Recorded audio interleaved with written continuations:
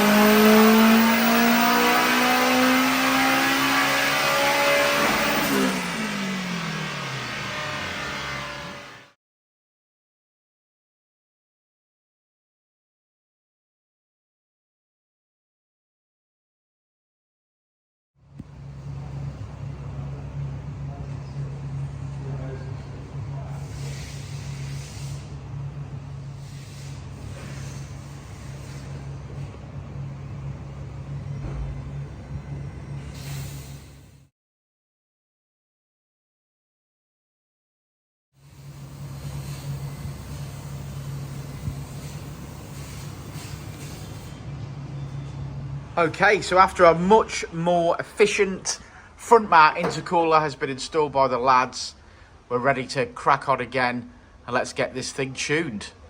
Lovely. More boost. More boostings.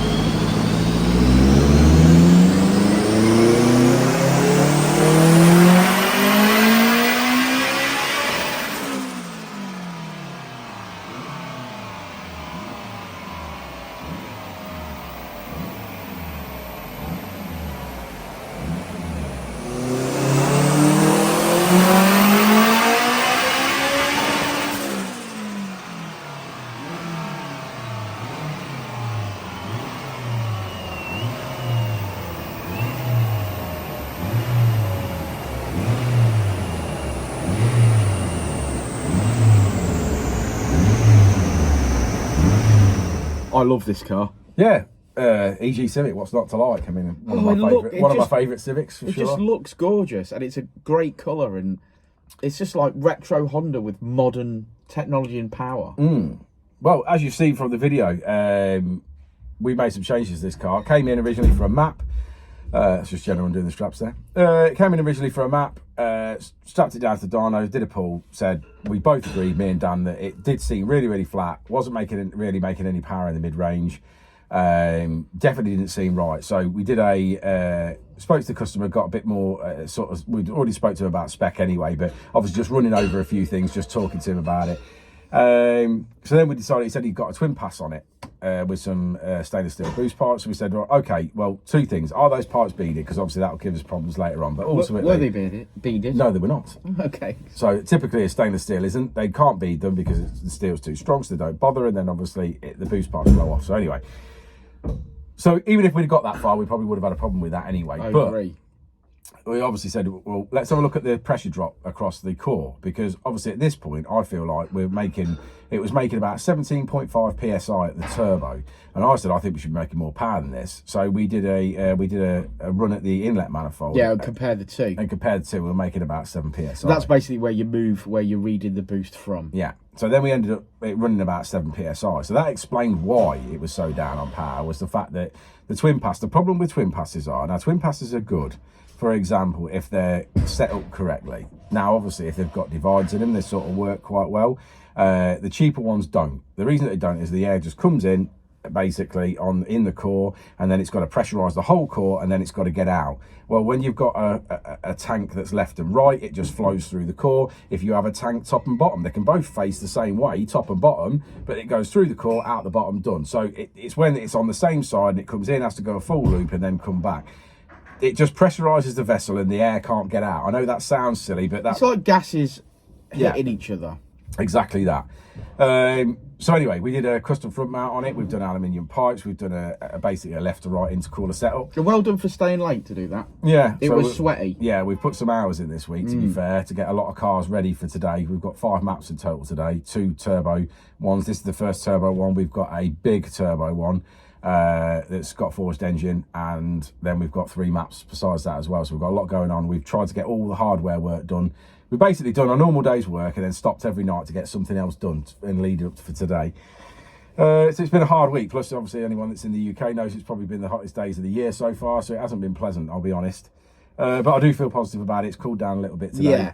Yeah. And the cars are going to be much better for mapping today for sure. Yeah.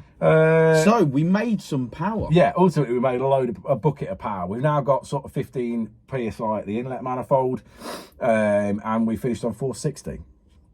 So we made around about 80 brake horsepower, basically from changing that intercooler setup, which I think is fantastic. That's very similar to what happened on your supercharged EG. It is very similar to what happened on that, yeah. Yeah, very, very similar. Well, hence the reason that's why I sort of knew where I was looking for the problem, or knew that that was possibly going to be the problem. Well, you're a wealth of experience, Richard. Wealth of experience and knowledge. I like it. I like it. But if you need help tying your shoes, you just let me know. Yeah, it's amazing, isn't it, that you've become good at your job almost at the point you're ready to retire.